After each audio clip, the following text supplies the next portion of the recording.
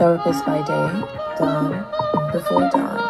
I am Venus Feroci.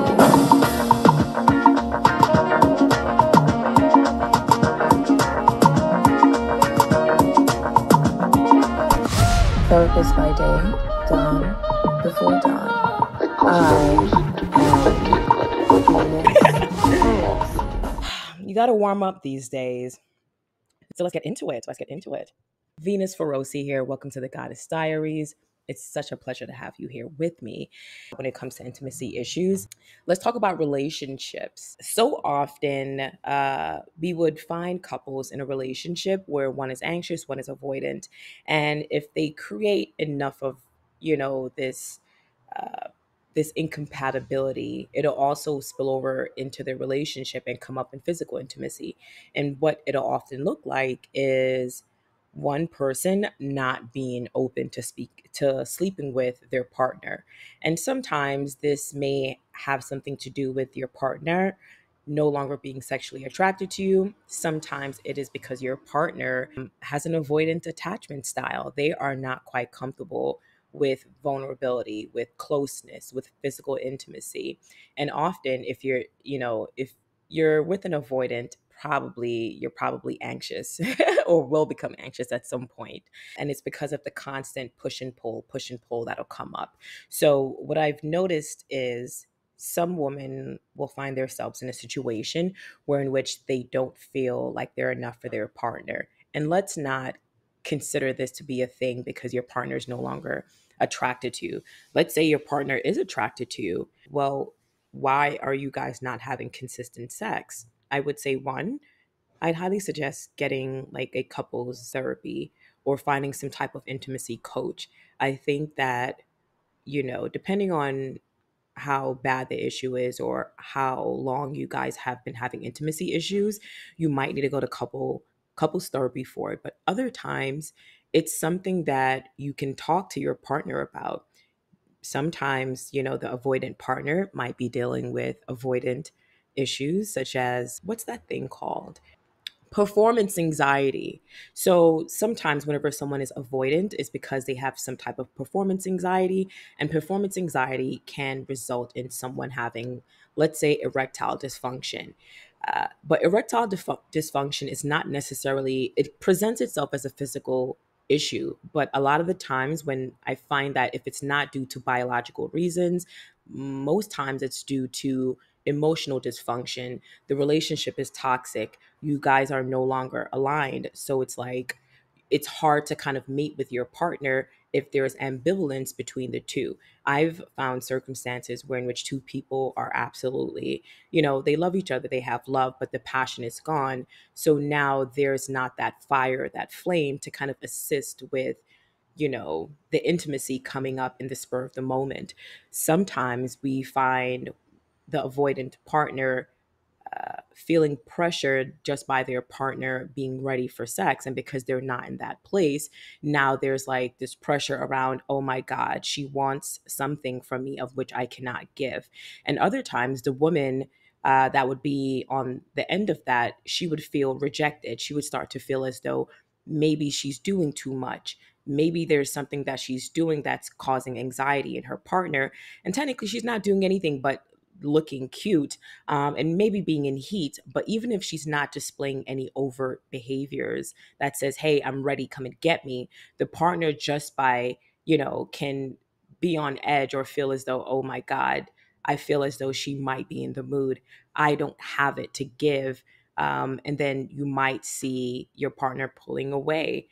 That's a classic thing that often comes up. What most people don't realize, while there's statistics around whenever people get married, they have sex less. I just want to let you know, when people get into a relationship, what's so common is them having sex like once a week. And then married couples, if they have kids, they'll probably have sex once a week and sometimes maybe like a month. There's so much things that can come up in life that it's almost like even if people wanted to have sex regularly or have consistent intimacy, there's so much things that can get in the way of it. So even if they wanted to and there was no intimacy issues, they'd still find themselves having intimacy issues nonetheless, because they're both deprived. They feel like affectionate deprived. Both of their needs are not being met physically. So now neither of them have it to give to the other person, which can also lead to intimacy issues. So, that's one aspect. Um, and someone asked this question: what to do when he's not sleeping with you? You know, I give women, if you want to use a little trick that maybe your grandmother probably would tell you or something, I highly suggest taking a bath, focusing on self care. Whenever you feel as though your partner is not sexually attracted to you or giving you much attention, or you don't see that desire, I think it's your responsibility to try to give that to yourself. You start to pour into yourself more, you start to give yourself bath time, you start to increase like your nighttime routine, you give yourself new self-care routines, start taking baths. And I often encourage, what you can do is include your men a part of your self-care routine. Sometimes if people, or couples are understimulated and don't have that passion, I say I would highly suggest that you take the time to engage in um, parallel self-care. You should also take the time to engage in non-sexual play or non-sexual intimacy. Give each other baths. Or if you're a woman and you're dealing with, an avoidant partner, he's not really giving you any attention, I'd highly suggest giving yourself all the attention. This does not mean you need to place yourself out there in the world to get attention from other people, because that's external validation. You have to find a way to soothe yourself, give yourself validation. Look in the mirror more. Start putting on makeup. Start brushing your hair. If it helps, act like he does not exist. There is also an ignore fetish. And one thing about me, I'm going to love to ignore them. Yes. Yes.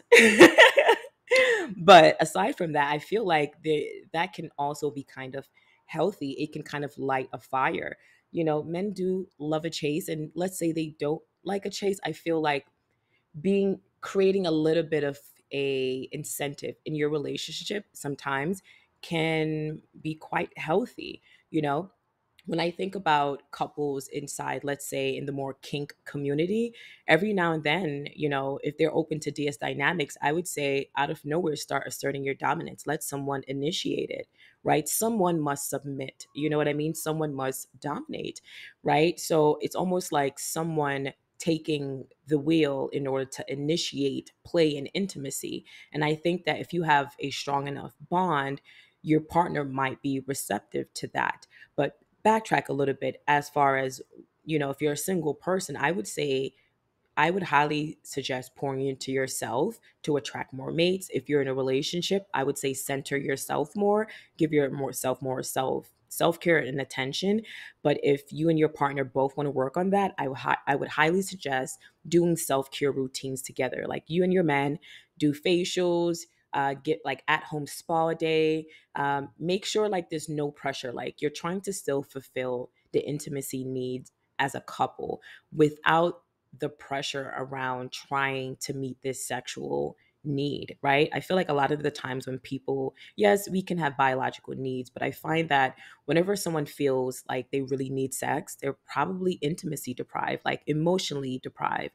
They have not have access to basic non-sexual affection. They are not getting hugs. Did you guys know that there's like a standard number or like an average number of hugs you should be getting or touch a day you should be getting to be like a healthy human being?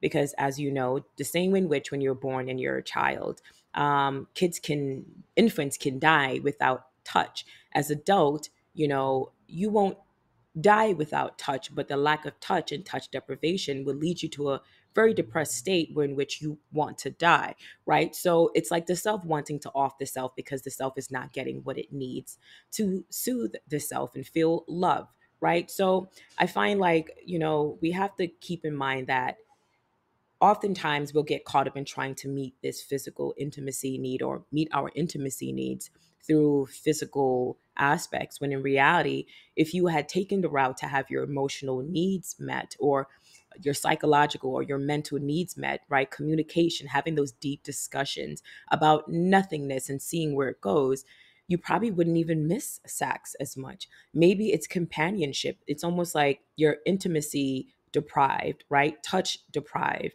You are not like in a community setting where everyone is like engaging, talking to each other. You're basically living a very individualistic life.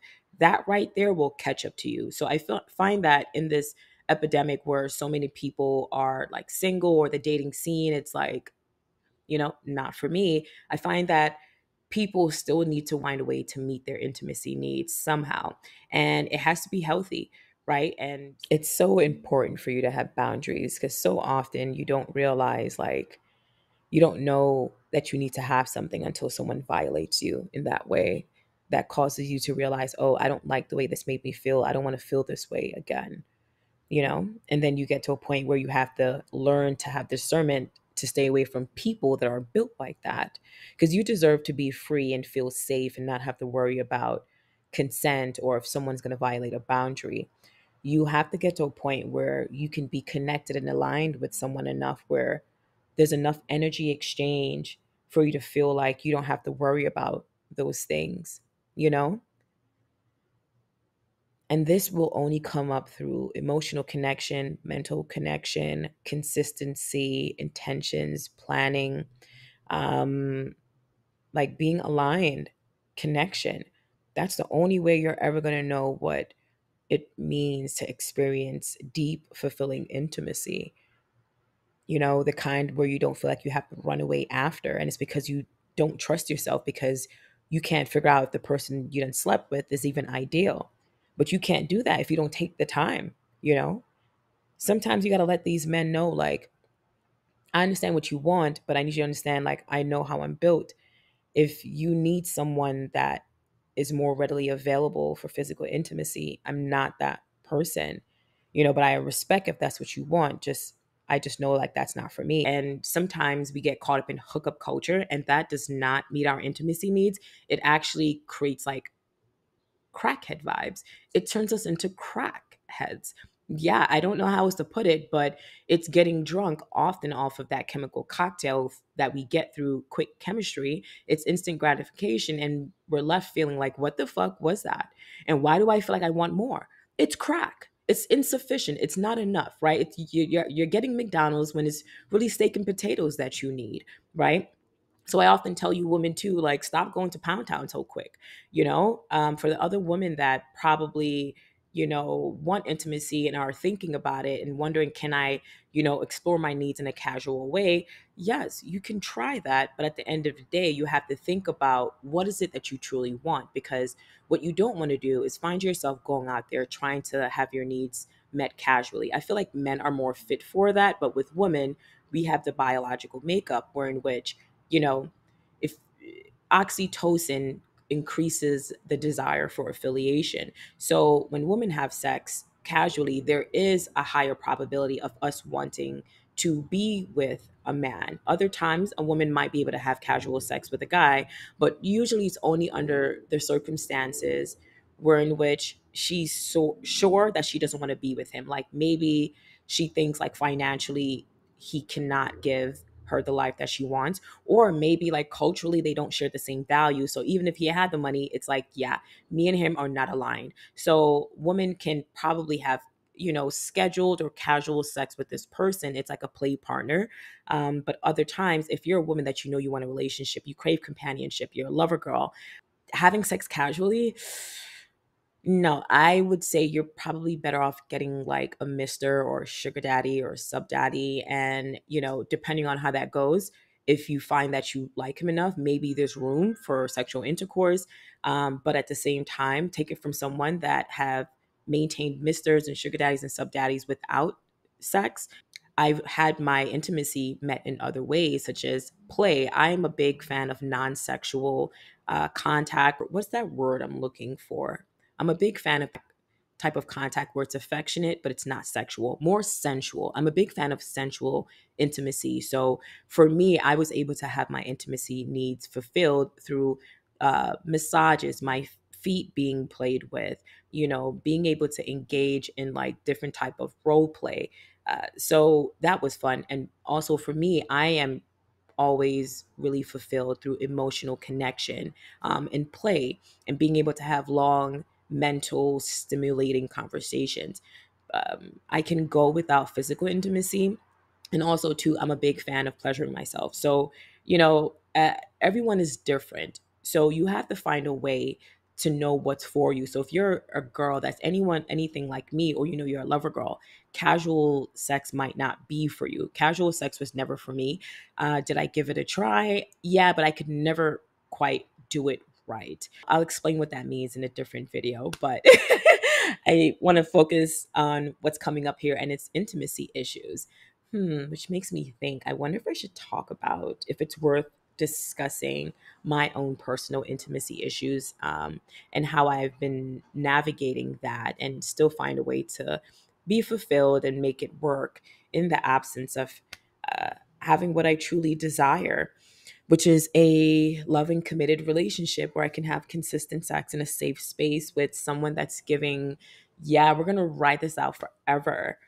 Yeah, never had that. Sure wish I've had that. One day, dear husband, if you're searching for me, I'm here waiting patiently. I'm here waiting patiently. Okay? I'm being a good girl. Yeah, I'm being a good girl. I'm healing.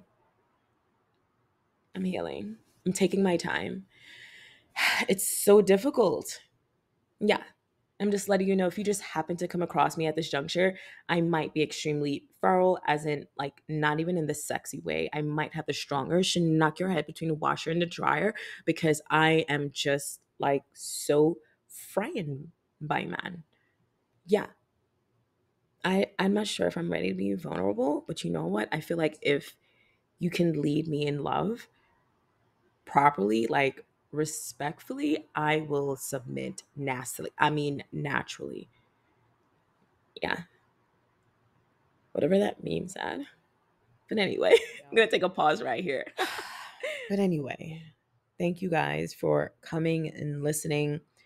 There's so much that comes up with intimacy. Please like, comment, subscribe, share, send me an email, DM me, send me your thoughts. What are some intimacy issues coming up for you?